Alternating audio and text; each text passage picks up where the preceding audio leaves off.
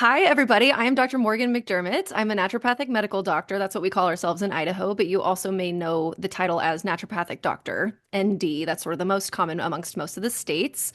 And I am a perinatal health specialist, just like you two. I work with the pregnancy, birth, postpartum, a little bit of pediatrics, and then a lot of just philosophical motherhood type stuff because I have four of my own that are young. They're 9, 6, 4, and then 17 months. And so I have listened to you guys though for years now, and I am just really excited to be here to talk about this topic because it's not that often talked about. There are resources out there for it, but it's something that's near and dear to my heart is the idea of having older children at your birth. And so typically this is going to be in a home birth setting.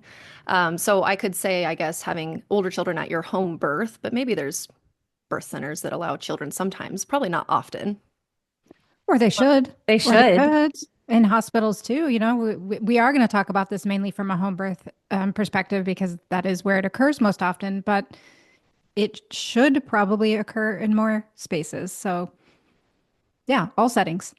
Yeah, I agree. And it's something that is not for everyone. So this episode will not apply to every person. And so let's talk about sort of maybe one of a couple of the reasons or considerations to have for not having your kids at the birth. And then we'll talk about what maybe would want you or you would want to have them and then how to prep them because it's not going to be for every family for sure and it's not going to be for every woman and there's a couple of different things to think about. So I've had just so that we can get some context, one of my third birth my son was present for. He was at the time almost 5 and my other daughter was like 22 months and it was in the middle of the night. And so we just didn't mess with it. I also knew she was not going to handle it well. So, and he was going to be sort of indifferent. And that's exactly how it was. And then with my fourth birth just recently, I had all of the older children there. And so at the time they were just turned 3 and then almost 5 and almost 8. Wow. And so they handled it really well. There was a couple of little classic child things that occurred. And for me, it wasn't a big deal because I had prepped for this for a very long time and I had also prepped them. So sometimes I get a lot of backlash about this, about having older children at birth, because they think I've traumatized my kids. And I'll talk about how I think that we can kind of manage that and prep them so that it's not traumatizing, but then also you need to have plans A, B, C, and D, and E, and F, and whatever, because it's a variable that if you have other people there at your birth, no matter who they are, you need to be able to have some sort of level of flexibility. And not every woman is going to have that flexibility.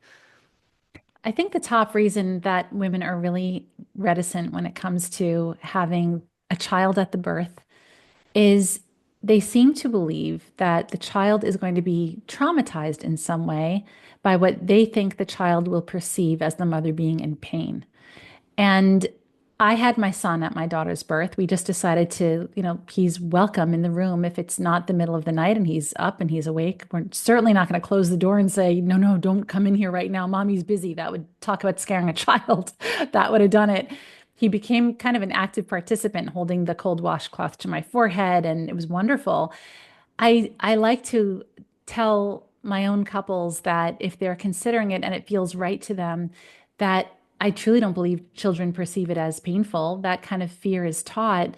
No more like it's no more scary to them than if a child were to watch the mother like pushing a heavy piece of furniture across the room and grunting and straining. The child isn't scared at all. I think that's something that we imagine to be the case. Is that one of the most common reasons you see couples hesitating? Yeah, I think that it's the overall thought that the child is going to be very scared. And then also the woman being like, oh my God, I don't want my kids there talking to me and bothering me and that kind of thing.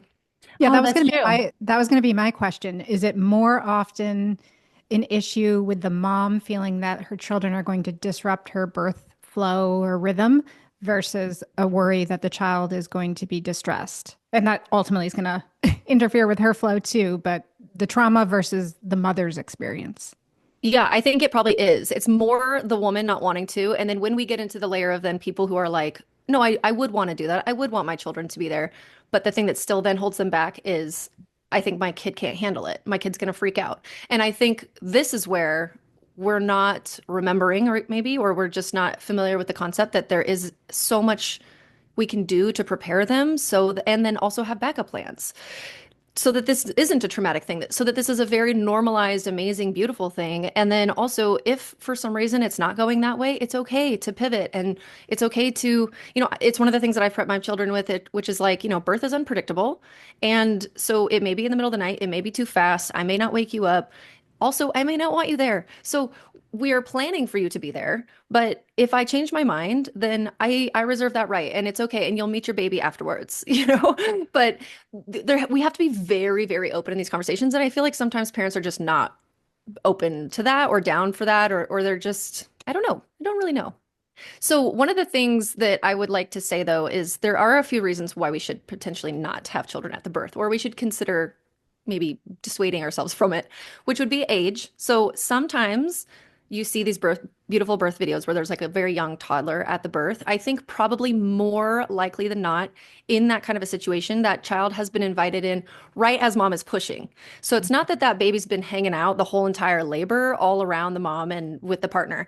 Somebody is in charge, some point person, a grandma, a friend, whatever, a babysitter, and they have taken the child out to the park or into a different room or they're watching a movie and then it's like they usher them in just in those last few moments of birth because now we're controlling for the factors of like the child's attention span and like all sorts of different things. Because I would argue at that point of pushing, mother being pulled out isn't quite as important. We're not going to stall out probably because now that for most women, I would say that they don't even know who's in the room at that point when they're pushing. They're just like in it. They're so in it. So it's not that big of a deal for them. I would also say maturity is another thing. So you may have a like 10-year-old who you just don't think can manage this right now because they're very, very sensitive and they will be very uncomfortable with you being uncomfortable. Mm. And maybe they're squeamish with medical things or blood, or maybe something has happened where you just kind of know, like, this is not the vibe for this child. But then you may have a very mature 3 or 4 year old who you're like, she's going to be fine. He's going to be fine, whatever it is. Um, So there must be an age where you can actually have the child say whether or not they want to be there. A 7-year-old, 8-year-old, 10-year-old, certainly a teenager, can make that choice. What would that age be? I think if you ask a younger toddler or child, they're probably always going to say yes, but then they reserve the right to want to leave if they want to, too. So this is another reason why we need to have a dedicated person who is able to manage them. And it's not your partner because you want your partner there. And you want them to be able to be focused on you, to support you, to see their own baby be born, etc. And obviously, I know that people do this, they have free births and it's just the mom and the partner and any older children, and there's no other people there and they manage it and it's fine. Is it ideal though? Maybe not, because if somebody's having a big emotional freak out or they're just in a bad mood or whatever, it can really change the vibe in the room and kind of be unfair almost to the partner then that's going to have to manage that. Well, it's unfair to you too, because now you don't have the partner support. Well, let's also So, not forget this is a child who has needs. So this child needs yes. also to have meals prepared and to have company and to have love and attention and to be put to bed if it's bedtime. So you do need a dedicated person there for sure. And that dedicated person understands that they're just going to be steady and present in some other room, and the child will come and go as he or she pleases if that's how it's all shaking out. But they're not there to prevent the child from coming in. But they're there to take care of the child. That you can't even relax. I wouldn't be able to relax in labor if I didn't have my mother in the other room able to take care of my son as he came and went from the room from time to time. Yeah, I that's the love peace that of point. mind. Yeah. I love that. Yeah, exactly. They are still whole people, and this could be a process that takes days. Mhm. And so we don't want to just jade them or neglect them because of what's happening because we weren't prepared. So I will say the whole underlying theme of this entire thing, if you're going to have older children at birth, is that there needs to just be a lot of intentional preparation, but then it's the coolest thing in the whole world. So if you don't have the option of an additional backup plan person for some reason, which, if you're having a home birth and you have older children, there's going to have to be somebody, ideally. Um, then you're going to have a lot of other plans with like pre-prepared snacks and movies going on in the other room. And, that's a whole other thing. Um, a couple other things that I would think though are situations where maybe it's not the best in your particular family to have children, older children at the birth would be if you know that your mental, emotional sort of sensitivity is, and I don't mean to say that this is like for people who are weak or something, but if you know that that's going to be your biggest obstacle is being able to get into the zone, feel comfortable, like you just said, Cynthia. Like, if you can't get there because you're feeling constantly aware of and attuned to your children, which is a very common motherhood thing to be.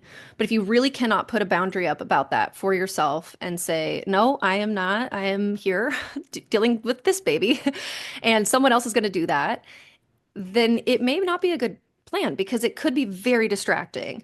Or potentially also if you're very sensitive auditorily and the just general noises and sounds that children would be making are going to pull you out or distract you or anger you or something like that.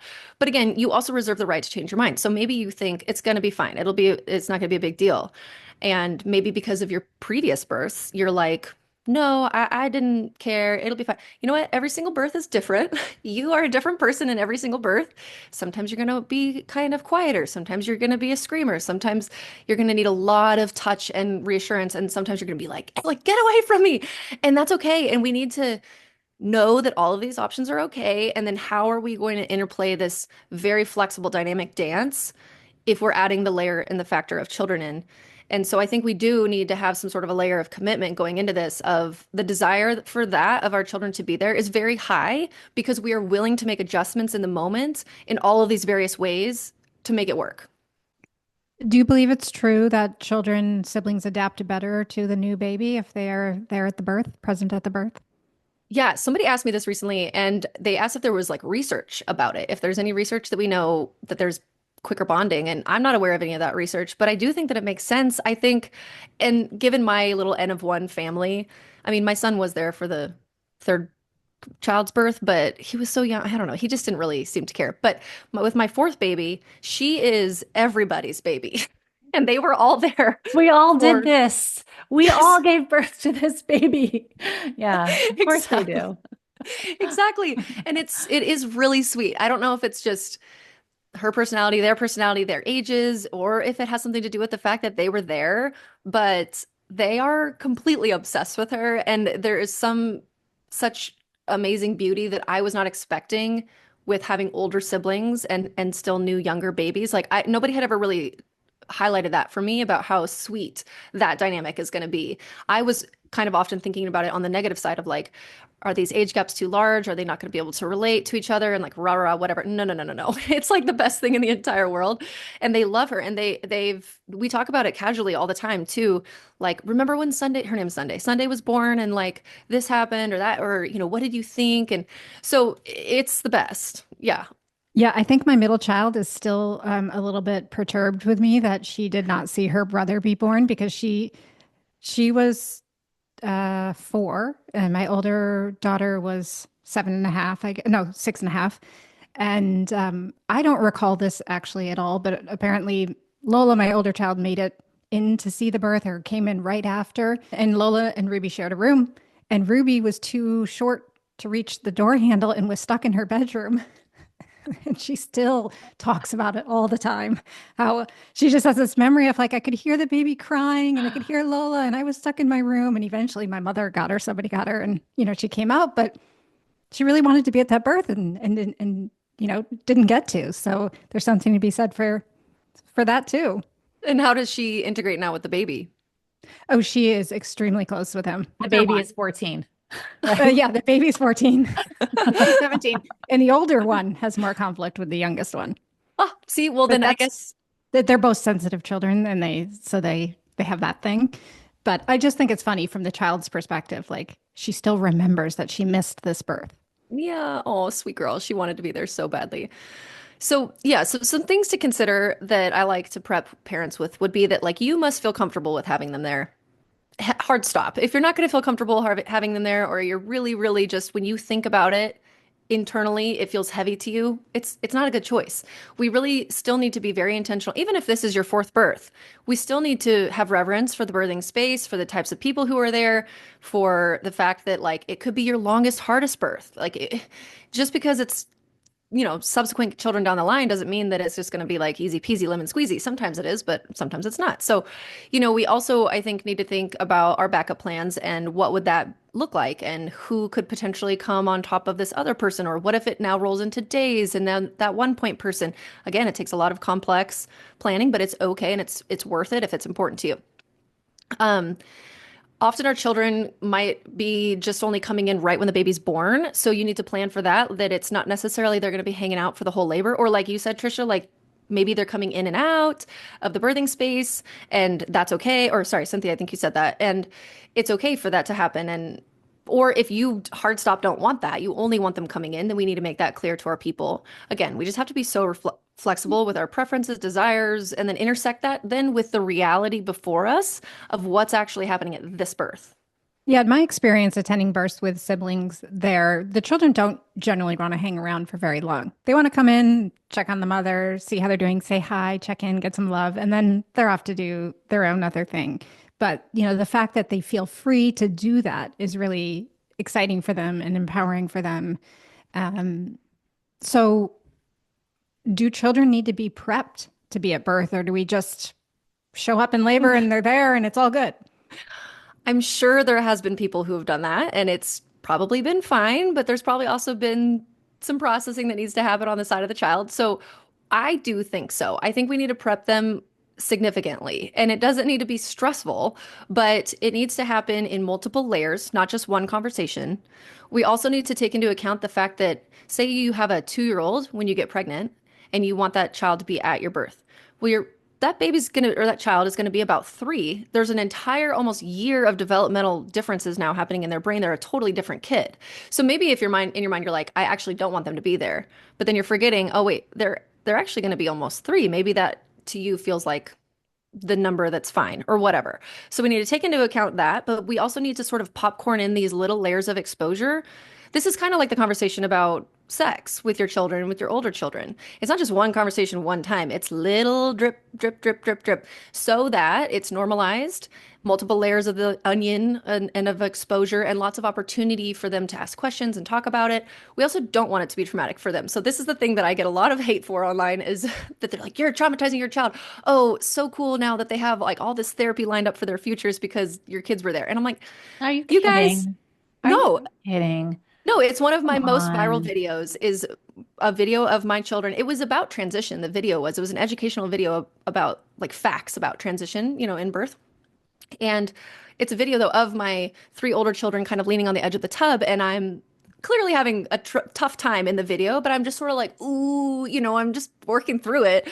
And I got so much hate from generally the older population, I feel, that was just like, or people who don't have children yet, maybe, but there's so much uncomfortability. And Got to for a watch while, I those was, people who don't have children who make their comments. yep, exactly. I'm like, oh, This Got is to just trust.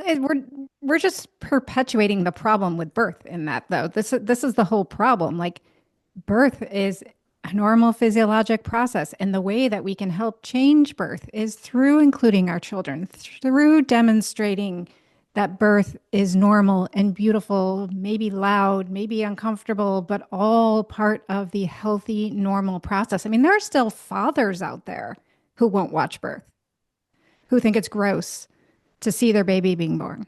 That Oh still my gosh, exists. you're kidding. Oh my Really? gosh, that still exists.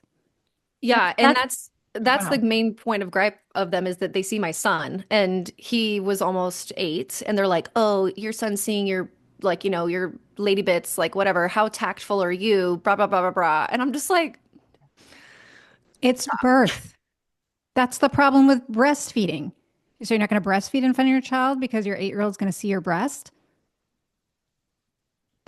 It's the same line of That's thinking. so demented. I mean, he's prepubescent. It's just like it's such a shame that people say that. And also people just need to mind their own business for us. Like you're not asking them to watch or to comment. If you don't like it, just look away, just go somewhere else. Oh, that's not yeah, how But social media works. that's not how social media works. One thing, my son, the more intense my labor became, the more present he became. So he became consistently present. My labor didn't last very long. It was just a few hours, uh, maybe 4 or 5 hours. And he stayed there and he was holding the washcloth and he was like very calm and quietly content and joyful and involved. And I didn't even envision a child who would need the mother. I'm so glad we're having the conversation because in all these years it didn't even occur to me. Of course, some children would need the mother, but my son didn't, and I didn't imagine he would. He was just very present and quiet. My one request of everyone else in the room was if my son asks any questions, answer him. I don't Hmm. want him to be brushed aside. I don't want him to be told later, not right now. I want his questions answered. And he did ask one question. I don't remember what it was. It was a very innocuous little casual question, like, what's that? Or what is that for? And I looked up, I looked up in labor. I was like draped over I was in the tub with my arms draped out. And I looked up and said, somebody answer him. 'Cause I didn't want him to experience the discomfort of noticing adults ignoring him. Why would they ignore me? Uh-oh, something intense must be going on. So that was my only request. Just be That's actually normal. a Yeah. really good point that okay, so I talk about this in the prep and I'll get there in a second, but that's a great point that even during the birth, that people are still the adults in the room and the reactions. It's just like as we know with children, if they fall down and if our reaction is just kind of like, "Meh, it's whatever, they don't usually even seem to care about it. But if we are like, oh my God, then they start crying. And it's the same thing with birth. It's the same thing when we're prepping for them these with birth. But if they are looking to the adults and they're cool and calm and collected and acting pretty normal, that will integrate so differently into their experience, and they will feel heard and that they were part of the experience and that they were important and that they were participants in it. And yeah, you're right. I do think that that's probably a very large part of sibling integration too. Okay, so I wanted to say that, you know, when we're doing our prepping, there's so many different methods to go about this. And so I like to talk about all of the different things that can happen, whether or not they actually do happen. We want them to be prepared to see us potentially vomit and poop and blood and placentas. And what is a placenta? And what's it going to happen? And I might be moaning like this. I might be yelling like this. Or, you know, newborn babies kind of can look a little scary if a child has never seen one. They don't look like a normal baby, and maybe they have vernix or meconium or so just all of the different sights and sounds and smells and all sorts of different stuff. I mean, this is my job though, so I mean, my kids are very well versed in birth, but I think that it would be a good idea still for people to really have like cast the net wide on the types of experiences that you're going to show them. So there are several books online that you can buy that are made for children. They're like board books or picture books for children to prep them for the idea of being at a home birth. It'll just be like a story of, oh, my mom gets in this tub and she's making all these sounds and rah, rah, rah. So I would get several of those books and start reading them to your children. And it's cool, I think, because kids say, oh, wow, there's like an entire book about this. There's books about tigers and there's books about astronauts and there's books about birth. Like it must be this very quite normal thing. So it's sort of a child directed way to get more information in them because they're so used to learning through books already. But I also really think that watching videos of varied types is probably the biggest key. So the way I do that is through Instagram, following birth photographers or birthing accounts. Even your guys' podcast Instagram page, you'll show different births sometimes. So it's like you'll have to find them, and then I'll have my kid, guys, come over here, watch this. Come watch how amazing this is. And now this is key. Your affect and attitude when you're watching this birth video with your children is everything, like I was just mentioning. So say it's an up close view and the baby's head is crowning and there's the butthole is right there. And it's like, what is that? Even sometimes, like you said, with men, it's like they can be like, whoa, it's a lot. And I get it. I mean, okay, yeah, it's very visceral. Birth is so visceral. And I think it's just something that a lot of humans haven't really affronted yet until they're like, wow, this is like so bodily and so just kind of like gooey and whatever. And so obviously children would also carry some of those like maybe like they're a little wary about it. And so you just say, wow, isn't that the coolest thing you've ever seen? There's the top of the baby's head. It's coming. Like completely ignore the butt. Or if they ask a question, you can say, oh, look, yeah, well, she's pooping a little bit because she's pushing so hard. She's working so hard to get this baby out. And look at that. Oh, that's so beautiful. It's so amazing. Here's the head. Okay, look, there's all this amniotic fluid that's coming out of their nose. Like your attitude is just stoked beyond belief. You are so excited about it and you're just calm and chill and you're not like, you know what I mean? Like you're not, Or don't look at that. You also yes. don't need to show them crowning photos either, though, right? I mean, my son wasn't at the crowning position when I was giving birth. My midwife was, and he was at my side.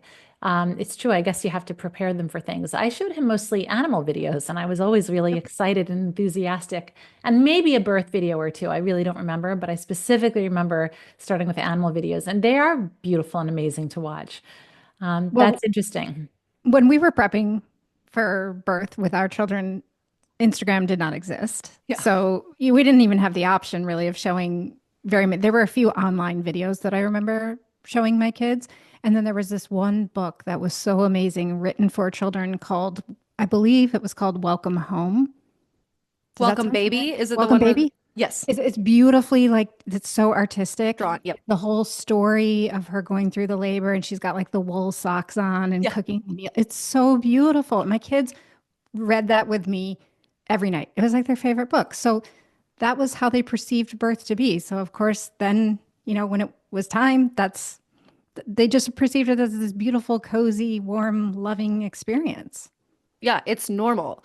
It's just a normal thing. And so with the sounds and the watching you be uncomfortable part of it, I think we if we can verbiage it to where it's like I'll be working really hard to get the baby out and it's a lot of hard work and what I would say to my kids is when daddy comes in from working out and he's all sweaty and his face is all red and he's kind of huffing and puffy and he just like walks right into the shower and he looks a little different than he normally does. It's because he's working super hard. That's what I'm going to look like. I'm going to be working like I'm going to be moving my body and I'll probably be moaning. And so then also another tip I think is to make the sound. So take practice contractions in front of your children with your partner or without or whatever, different positions. Maybe talk about how like you might be laboring on the toilet so that they're not like, what are you doing? You're gonna flush them down the toilet. You just normalize all the different things and you're like, oh, or you might be when I'm pushing the baby out, like when you're pushing out a big poop. So kids love to talk about poop and you can say, how you have to kind of push and grunt it out. Well, when the baby's coming, it's like the biggest poop I've ever taken in my life. And then they laugh and they think it's super funny. And you're diffusing it. You're talking with children to meet them where they're at and you don't need to bring it to this whole huge scientific level unless that's where they want to go. And if you have children, older children, teenagers or sciencey kids, they might think that this is like the coolest thing ever and you've now opened up this can of worms of like a whole homeschool study about reproductive biology and animal births and all sorts of stuff. Or you might not be talking about it really at all and you're working on the basics of just anatomy because a child who thinks that a baby comes out of a belly button who then sees a baby not come out of the belly button. That can be scary. So we need to talk about a vulva and a vagina and the butt. It's not coming out of my butt. It's coming out of a different hole. It's called a vagina and it's part of the vulva. And it's like super easy. You don't want to be like, shh, no, these are your private parts. Like, we're not going to talk about mommy's privates like that. You don't do that because now they're like, whoa, something's weird here. I don't know what it is because children do not view vaginas as sexual. That's kind of my main thing too about the backlash that I would get about my son being at my birth is he is not looking at this like it's sexual. For him, his first layer of exposure of these parts is their anatomical purpose, which is to bring life into the world. You know what I mean? And then we'll get onto the layer of sexuality later on in life. But children don't have that yet. So we're just helping them understand that this can be bloody and there can be fluids. And at some point, my water might break, and that's going to be super cool. It's like a big water balloon and blah, blah, blah, blah, blah. So we're talking about all the processes of it. So do you think, back to your point about the discussion around the crowning, like should every child who you're planning on having at the birth see that level of detail in birth? I mean, they may walk in and you might be squatting and they might see that moment. So, or they might not. Like Cynthia giving birth in the water, her son never saw any of that. My children came in just after. They didn't see that. Should mothers show that? So I would say yes, but I can understand why people would maybe not want to. But to me, I think if we can lump it all in together with the other aspects of birth, then it's not anything different. We are still kind of almost thinking like this is too intense for them. We're putting that on Right. them. And it may not actually be that way for them at all. We just say, okay, and then when the baby comes out, it's like this, and then this is happening. Because if you don't really want to have to shift your position in your birth because you're like, shoot, I don't want my kid to see that. You just want to be able to be comfortable, whatever position that is, hands and knees, something like that, where it's really upfront and close and personal. And to me, so I say yes, I think that we should just show them all of the parts about it. But you do need to be selective in not showing birth videos that are maybe like super scary if you think that your kid's Intense. not there yet. Yeah. Well, the whole reason we would do any of this is to seize the opportunity to teach them about birth because society will teach them to fear birth. Yeah. And we don't want our children to fear birth. And if our sons can grow up and if they get married one day and are expecting a baby with their wives one day, how beautiful if they trust this process because on a deep level, no matter how much they consciously remember the experience, on a deep level, they were taught to trust birth. That's the primary driver for me. I thought, what an incredible opportunity to show my son that this is something to trust, that nature is something to believe in. So I never used words like, don't worry about mommy, because then he would have thought, worry about what? I mean, I Mm. didn't even go there. I just said, isn't that cool? Isn't that neat? And sometimes it's like this, and sometimes it's like that. And look at this, and look at how that happens. And he was very, very calm and present. And that was really all I wanted out of it. I just know society will do a hell of a job on our kids everywhere they turn, from every comedy show to every drama to every show that ever took place before 1900. Someone's going to die in childbirth, the mother or the baby. And we just have to do the best we can because the one reason is, does it serve them to go into adulthood fearing birth? No, it doesn't serve them. That's the trauma. That's the fear. Birth isn't comedic. Birth isn't inherently traumatic. We just want to teach them it's normal, and then they can piece together the rest of it through their life experience. But most couples, as you said, they don't even talk about it with their children, so they leave it in the hands of society. And the first thing they'll see is some comedy show where, like, the woman hates her husband all of a sudden because she's in labor. That was my first experience. Like, oh my gosh, she hates him, the person she loves the most. It must be terrible. That was my first experience. My first belief was formed by watching some silly movie or comedy. Wow. Yeah, that's I mean, and then look at where you are now. You've really helped rewrite that story for yourself, which is amazing. But I love that you said that because it made me think about the idea and the opportunity too to show our children how our partners can be supportive to us in birth and how beautiful that can be.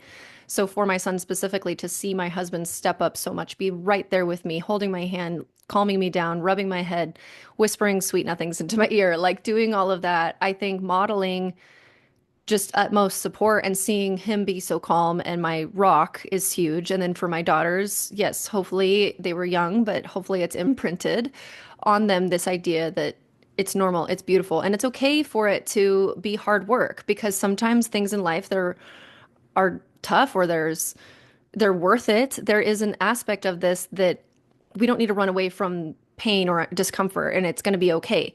It's not super fun to hike a mountain sometimes. You know, your legs are burning or your ankle hurts or whatever, but then you get to the top and you're so proud of yourself and it's amazing and you do it anyway. And you know, even when children are doing something like coloring in the lines of a coloring sheet, like it can be hard and they get a little frustrated and then they have this moment of still doing it and then seeing their finished product and being proud of themselves. And I would try to talk about that sometimes too, about it with my kids. And actually, my now 6-year-old has told me a few different times, I'll never have kids. I'm not gonna ever have kids. And I say, oh, really? Tell me about that. And she goes, yeah, because it hurts. And it was hurting you when you had baby Sunday. And I'm like, oh, yeah, okay. So then we'll open up this conversation about this everything that I just said about, you know, working hard towards things and that's okay. And it's a different kind of hurt. It's like just intense and I was just moaning. It felt so good to be able to make big sounds because it's a big feeling in my body and I'm doing big work. And so just like when you're lifting up that really heavy chair and you kind of grunt, it's the same sort of thing. So I was doing that and rah rah rah. But this brings me to a point too that I think people who are going to invite children into birth need to be ready for, which is that children process things through play and through repeated discussion and conversation. So you have to be ready for lots of questions and conversation and statements afterwards. And it may come in time. It may not be initial. It may be in weeks or months or even sometimes years later. And you also may see them acting it out in play. So they may be giving birth or with their siblings, they're sort of acting out what they saw of giving birth. They may be like breastfeeding the baby, you know, on themselves. And we need to just not like shame them for that. I mean, it seems obvious, but I just have to say it. Like we're not going to make them wrong for that. They're acting it out. This is extremely normal for children. This is how they learn. This is how they process and integrate what they've seen in all sorts of different realms of life. And you can talk about it with them if they are open to that, or you can just let them have their moment. But then also, I think opening the door of conversation. So, say your kid doesn't say anything to you about it, nothing. And then a couple months goes by and you're like, hello. Maybe you're trying to ask them about it and they still don't really have that much to say. They may not want to disappoint you, especially if they're a very emotionally mature and attuned child and a little older, usually, people pleasery, because maybe for them it was scary or there was something they weren't sure about, but they don't want to tell you because they think it might hurt your feelings. So I think it's a good idea to open up sometimes, give permission if we think that might be happening and say, hey, I was thinking about the birth the other day and it was so wonderful to have you there. Thank you for being there. It was amazing. And also, I just wanted to, you know, say there might have been something that was a little scary for you, or what did you think about all the sounds I was making? Or, you don't want to put it in their mind that it was scary, but you can somehow open it and give them permission to have an actual candid, real conversation with you about whatever it was that they thought. You just want to be able to, again, like with sex conversations or anything big that happens in life, you want to allow the child to tell you all their stuff and you're not going to take it personally. You're not going to make them feel wrong. You're just going to kind of like help talk about it with them. And also they may like not thought anything of it. It may have been just like a normal Tuesday for them. But I guess I just wanted to say that they're all children are different. All experiences are different. I asked my son that exact question after I gave birth to my daughter. Within that week, I asked him, so what did you think about all the sounds mommy made, or what did you think about all the sounds I was making when the baby was coming out? And he had a very non-memorable response. He kind of shrugged. He was like, oh, well, and I very quickly was able to assess that he really took it in stride as he appeared to. Yeah. Yeah. Yep. I have to think that particularly for boys watching their mother give birth, there has to be some very long lasting positive view of like female power and respect that comes with that. And certainly for girls too, watching their mother. But you know, that's got to really change the way a boy grows into a man viewing a woman and her body and the respect for her being. And that's Yeah. really powerful. Absolutely. I mean, and now they see this baby that's here that wasn't in the room before. And that's something that my husband and I just talk about amongst ourselves because we're so shocked by it every time it happens. And it's like, I obviously knew I had a baby inside there, but when you're holding this whole new person that wasn't here before, I mean, they were, but they were behind skin. It didn't feel like they were there. And now you're just like, life has forever changed. And this is so incredible. And my kids will often come up to me now and they'll cuddle with me and point at my stomach and they're like, I was inside there. Like we were all in there. And I'm like, isn't that crazy? Like, isn't that the coolest thing you've ever thought? All four of you have been inside and grown inside there, all in the same spot, different years, like whatever. And it's just, I think it's so cool to cultivate this awe for life and awe and reverence. And it's amazing and it's beautiful. It's not disgusting. It's not squeamish. It's not something we don't talk about. It's not something hush hush. It's so incredible every single time. And we need to, when we see a new baby, we can ask questions about it, or we can be like, wow, that's so cool that and this happened again. Somebody else did this, and every other human you've ever seen in your life has been born.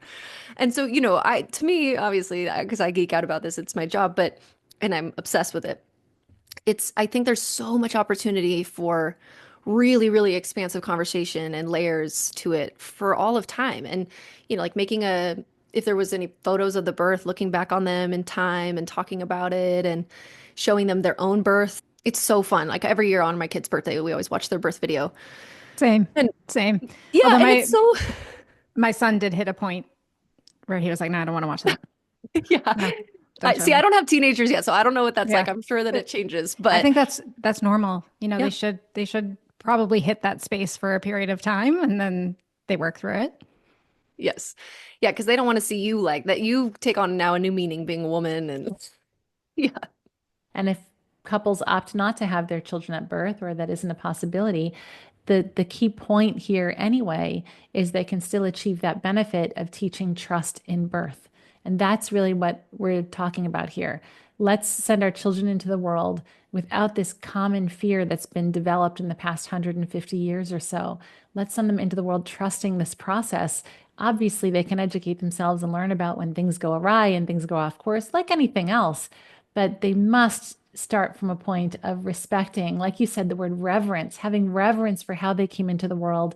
And if they didn't come into the world vaginally, having reverence for how nature intended them to come into the world and what their bodies are inherently capable of doing, and how just the fallback is to trust in this process that nature didn't mess up and that nature like designed this over so much time. I think that's just a beautiful gift we can give our children, whether they attend the birth or not. And it's one we actually, I believe, have a responsibility to give them. Why give them an extra fear going into the world that will almost definitely work against them? Yeah, and I even bring up like you're gonna see people talk about this like it's the worst thing in the world.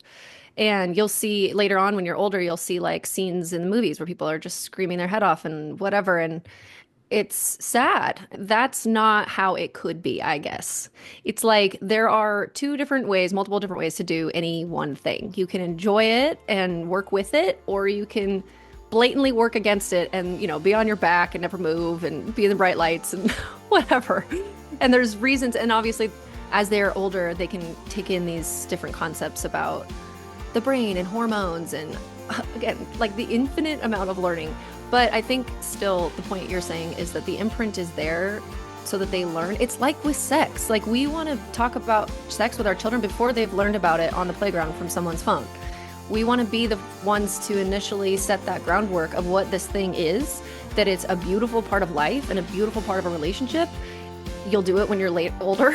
When you're, later on. We don't need to treat it as a different conversation between boys and girls. It's, pleasure is part of it. This is part of love is part of it. And whatever. It's sort of a counterculture movement to be like, no, I want you guys to know that there is so much power and beauty in this process. And, I think us three, we're on a mission to change that for good because it really ought to. And I think that there's so many amazing downstream effects when our society and our culture at large respects how babies are born.